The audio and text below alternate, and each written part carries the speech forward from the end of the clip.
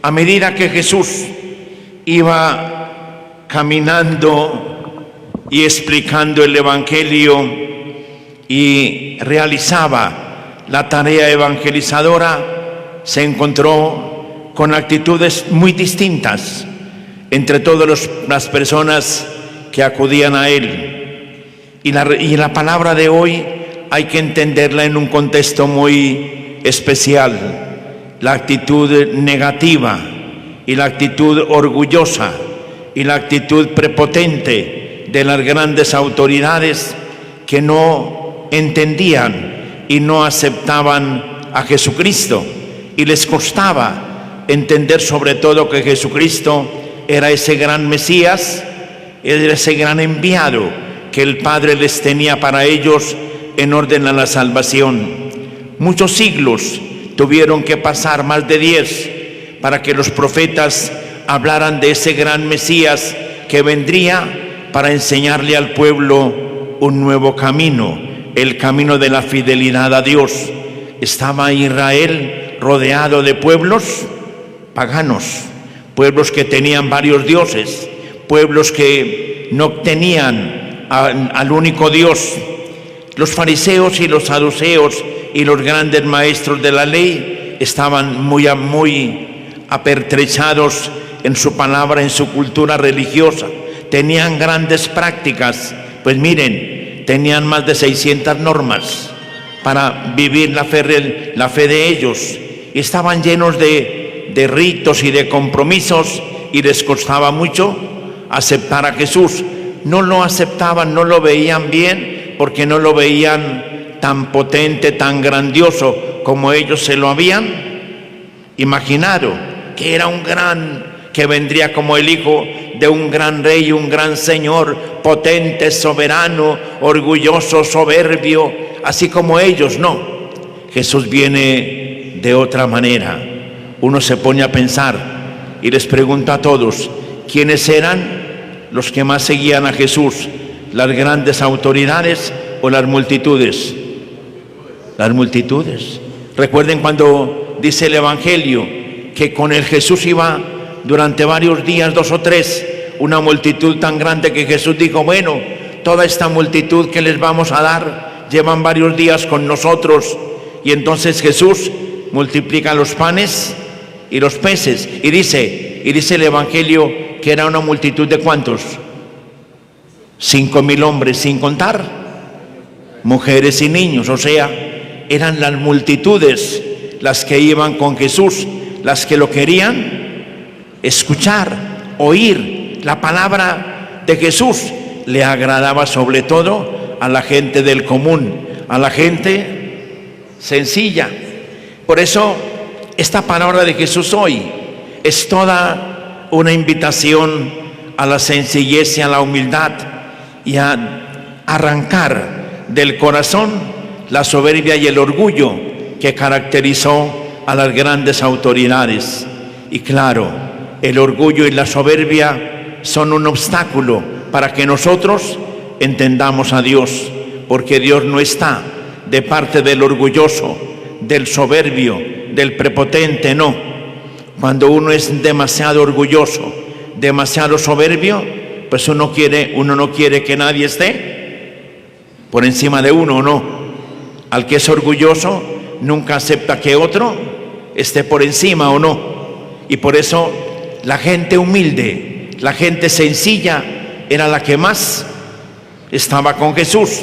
Y por eso Jesús, la palabra de hoy, es toda una invitación para que nosotros podamos creer en Jesucristo, acogernos a Él y llenarnos de una virtud que es la humildad, la sencillez de corazón, para poder acoger en nuestro corazón la palabra del Señor. Es el capítulo 11 de San Mateo. Y entonces Jesús, ¿cómo comienza su palabra? Hace una pequeña oración, un himno. Gracias, Padre, Señor del cielo y de la tierra, porque has escondido estas cosas a los sabios y entendidos y se las has revelado a la gente sencilla. Sí, Padre, así te ha parecido mejor. Uno muchas veces encuentra en la vida personas muy inteligentes, muy sabias, pero no siempre creen en Dios, no siempre creen en Jesucristo, no siempre tienen la fe, les cuesta. Claro, el Señor a veces como que ciega esos corazones de los soberbios para que no comprendan todo lo que es el misterio de Dios. El misterio de Dios viene más que todo para aquellas personas que con humildad pueden aceptar el gran misterio de Dios. Claro, cómo no se iban a sentir los judíos, los grandes maestros de la ley, escandalizados viendo que Jesús había nacido de una mujer sencilla de Nazaret, ¿o no? ¿Dónde nació Jesús?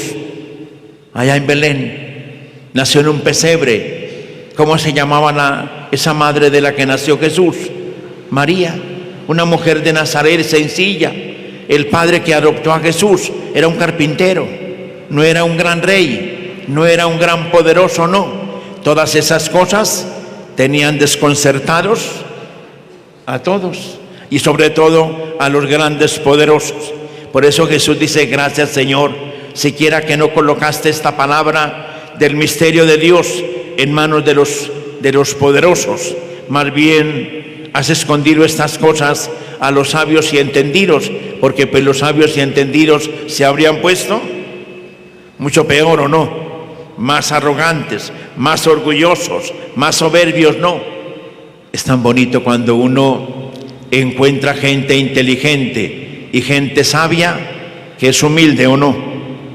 Ustedes saben todo lo que significa, por ejemplo, cuando uno encuentra profesores o maestros que enseñan o gente que conoce un campo de vida, y si esa persona que tiene un conocimiento grande lo sabe transmitir y es humilde, la inteligencia se le ve mucho mejor, ¿o no, Carmiña?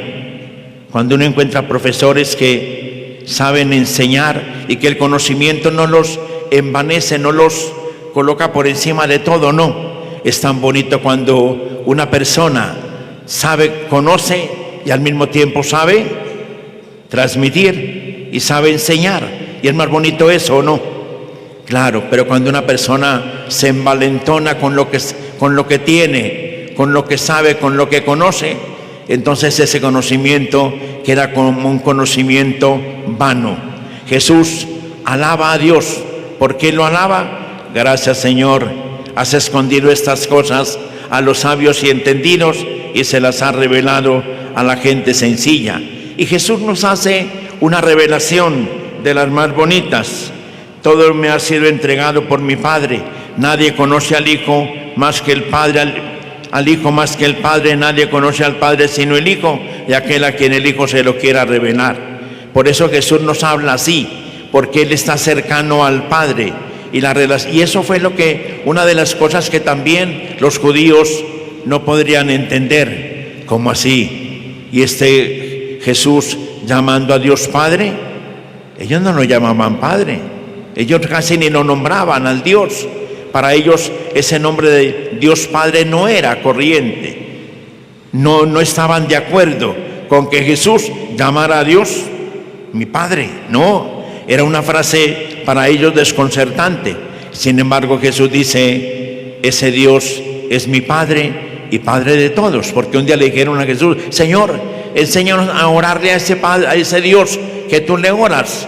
Y Jesús, ¿qué les dijo? Cuando vayan a orar, digan: Padre nuestro. No dijo Padre mío, dijo Padre nuestro, Padre de todos. Y nos enseñó, y les enseñó a los judíos que Dios es un Padre común, un Padre para todos. Por eso al final Jesús nos regala hoy una palabra totalmente esperanzadora: venid a mí los que estáis cansados y agobiados, que yo los aliviaré. Cargad con mi yugo y aprended de mí, que soy manso y humilde de corazón, y encontraréis el descanso para vuestras almas. Mi yugo es llevadero, mi carga ligera. Los grandes judíos, los grandes maestros de la ley, habían dificultado el camino de la salvación. ¿Para quiénes era el camino de la salvación? Ante todo, para aquellos que se sabían de memoria 613 mandamientos, que los ponían en práctica, no les podían quitar ni una comita de lo que cada mandamiento decía. Luego las prácticas de la penitencia, del ayuno, de la oración, las prácticas de cada 8 días, de todos los días, en fin. Mejor dicho, en palabras sencillas, los grandes maestros de la ley, que habían hecho dificultar el camino hacia Dios que hace Jesús, darle al camino de la salvación un camino distinto, ¿no? Por eso dice, y por eso, si yo les preguntara a ustedes cuál es la frase con la que hoy nos podríamos quedar de este evangelio de hoy: vengan a mí todos los que están cansados y agobiados, que yo los aliviaré.